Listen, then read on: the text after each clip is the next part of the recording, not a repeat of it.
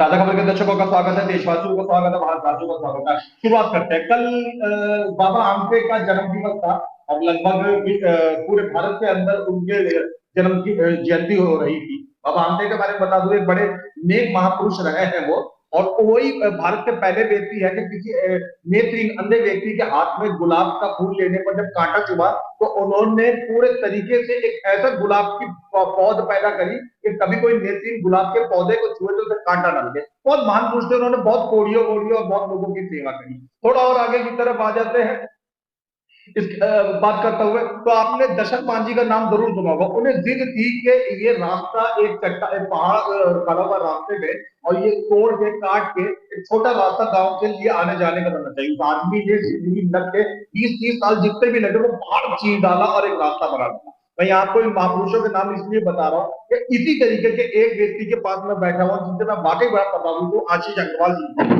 इनके बारे में बता दूं, सीधे साधे आदमी है, अग्रवाल समाज के व्यक्ति है, बिजनेस करते हैं, काम कारोबार वगैरह वगैरह। अचानक ही इनके मन में आया, बहुत सारे सेवा कार्य ये करते रहे, कि मुझे वृद्धाश्रम खोलना चाहिए। और फिर एक नींव पड़ी और एक कारवां बढ़ता गया, लोग जुड़ते गए। आज हम उसी तरीके से ज्वालापुरी में इनके वृद्धाश्रम में बैठे हैं। अजीत जी, मैं चाहूंगा सबसे पहले दर्शकों को अपने विषय में बताइए। नमस्कार, मैं आशीष अग्रवाल। हमने 2018 में स्नो स्टार फाउंडेशन की स्थापना की, ये सोच के कि हम समाज सेवा करेंगे।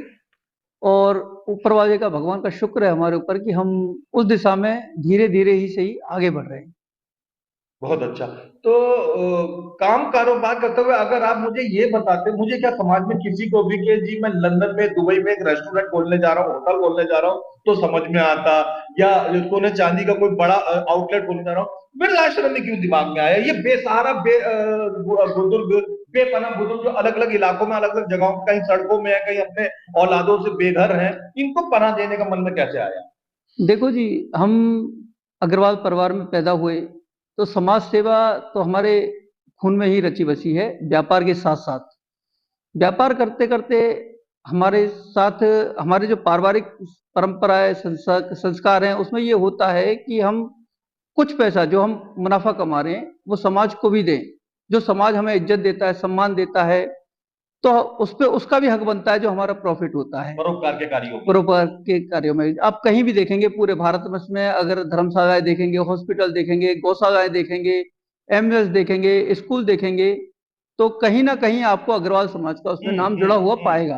बिल्कुल। तो वही एक भावना जो हमारे समाज में चली आ रही है, उसी को हमने इस वृद्धाश्रम के माध्यम से, अपना परिवार वृद्धाश्रम के माध्यम से आगे बढ़ा है।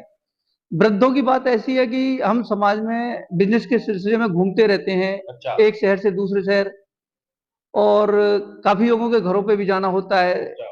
तो देखा है कि बुजुर्गों की स्थिति काफी दयनीय है। अच्छा। जैसे जैसे समाज का ढर्रा बदल रहा है, लोग मॉडर्नवादी सोच में ढलते जा रहे हैं।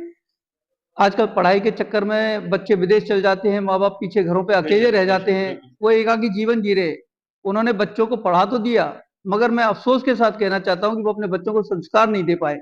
पैसे तो वो डॉलर में कमा रहे हैं, करोड़ों कमा रहे हैं, मगर वो संस्कार, वो स्नेह, वो प्यार, वो सम्मान जो उनके बुजुर्गों के प्रति होना चाहिए, वो अपने बच्चों को नहीं दे पाए। हमारे पास भी मौका है कि हम भी विदेश जाके बच जाए, लेकिन हमें अपने देश की धरती से प्यार है। फिर हमने जब यहाँ के लोगों की दशा देखी, दुर्दशा देखी, सही शब्दों में कहेंगे तो हमारे मन में ये आया कि नहीं, कुछ ना कुछ एक छोटा सा ही सही, गहरी प्रयास सही, वो हम करें।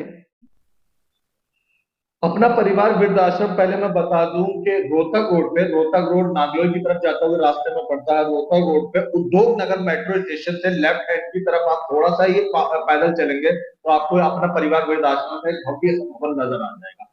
वृद्धों को, किस किस तरीके के बुजुर्गों को यहाँ पे रखने का आपका इरादा है?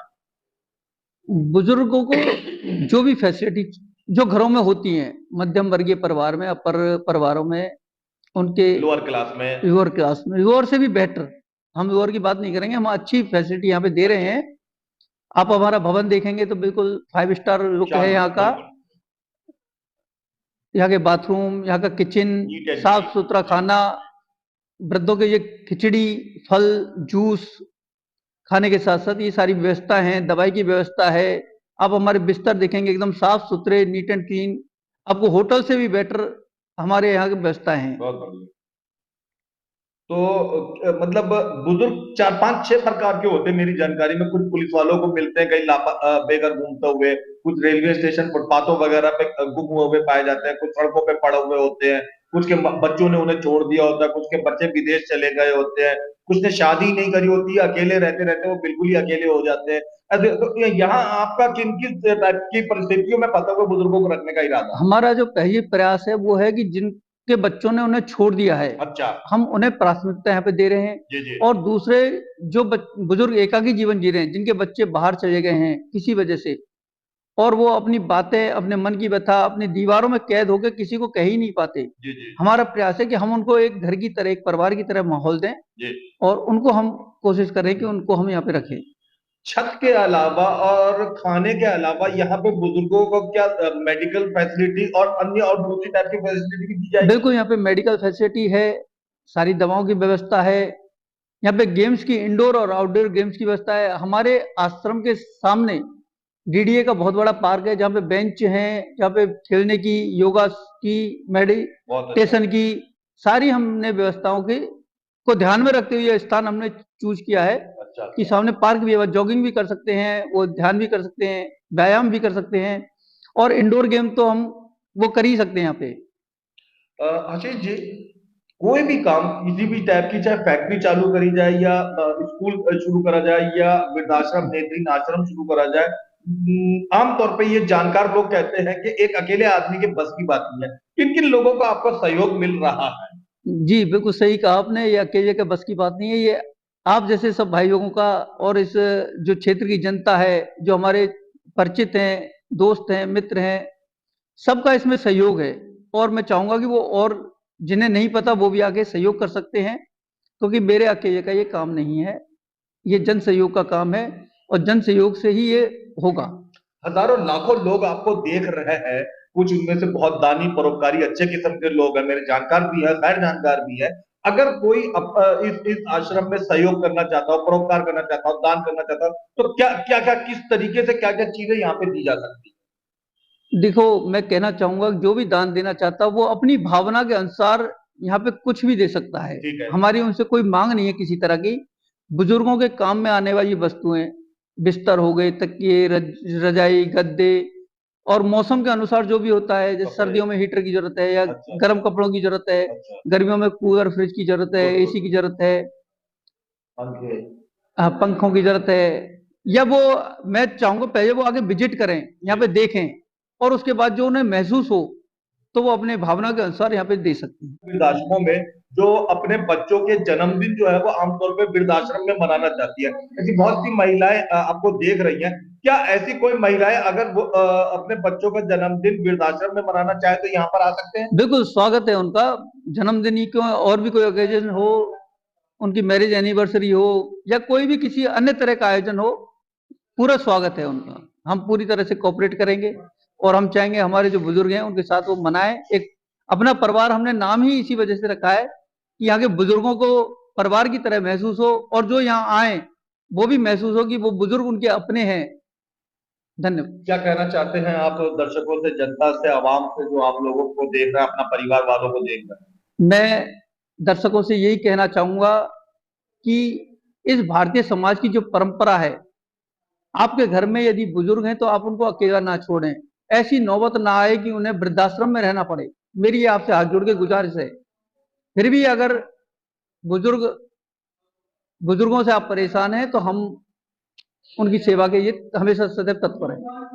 अगर आपके घर के आसपास में या आपके इलाके में, आपकी जानकारी में कोई ऐसे बुजुर्ग है जो लावारिस है, बेसहारा है, और जिनको एक पनाह की जरूरत है, तो आप उन्हें अपना घर वृद्धाश्रम में भेज सकते हैं। अगर आप अपने बच्चे का जन्मदिन चाहते हैं कि बुजुर्गों के साथ में सेलिब्रेट करें, आप अपना घर आश्रम में विजिट कर सकते हैं। अगर आपके मन में ये इच्छा है कि आपके घर में कुछ सामान है जो एक्स्ट्रा है, या आपके मन में ये है कि मैं कहीं से बुजुर्ग आश्रम में कुछ दान अनुदान सहयोग करूं, तो आप अपना घर आश्रम में विजिट कर सकते हैं। नीचे अपना घर आश्रम का एड्रेस लिखा है, जब आप चाहे यहाँ पे इस एड्रेस के ऊपर जा सकते हैं, इंक्वायरी कर सकते हैं। देखते रहिए, दिखाते रहिए ताजा खबर। धन्यवाद। मैं एक बात बताना आपको इसी बीच के अंदर मैं भूल गया कि आशीष अग्रवाल जी वृद्धाश्रम अपना परिवार संचालित कर रहा था। इनका उद्देश्य आश्रम के बेड के ऊपर ढेर सारे बुजुर्गों को रखना ही नहीं, या घर बसाना भी उद्देश्य है। इसी से जुड़ी हुई एक घटना ये बताने वाले, हमने सुना कि एक वृद्ध को आपने आश्रम में रखने के बजाय अगर उसकी परिस्थितियां घर में रहने के लायक हुई तो ऐसा माहौल उत्पन्न किया। जी हाँ, करीब 10-12 दिन पहले हमारे यहाँ एक बुजुर्ग, एक कपल, मियां बीवी दोनों बुजुर्ग थे, दोनों यहाँ रहने के लिए आए। 2-3 दिन वो यहाँ रहे। हमने उनकी परिस्थिति को देखा, समझा, जाना, तो पता चला कि उनकी बेटी भी है, बेटा भी है। और जब उनसे बातचीत हुई तो ये एहसास हुआ कि उनके बेटों ने उनके साथ गलत किया। अच्छा। वो अपने घर में रहने के उत्तराधिकारी थी। अच्छा अच्छा। तो हमने उनके बेटों से फ़ोन पे बात की, हमारे स्टाफ ने बात की, फिर उनको हमने आश्रम में बुलाया, बच्चों को, उनके बच्चों को। अच्छा। उन्हें समझाया, गुड, उन्हें अच्छे बुरे का, समाज का सारा वास्ता दिया। तो उन्हें ये एहसास हुआ कि हाँ, उन्होंने अपने माँ बाप के साथ बहुत गलत किया।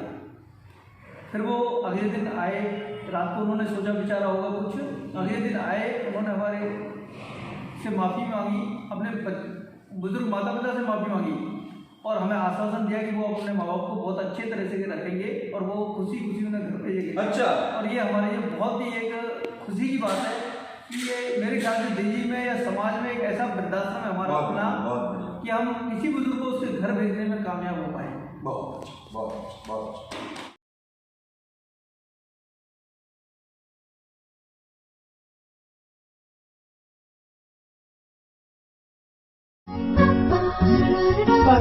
दिन की शुरुआत पूजा के साथ, स्वाद बेहतरीन, पूजा नमकीन, शुद्ध मूंगफली तेल से निर्मित, मजे से खाइए, शाम से खिलाइए पूजा नमकीन।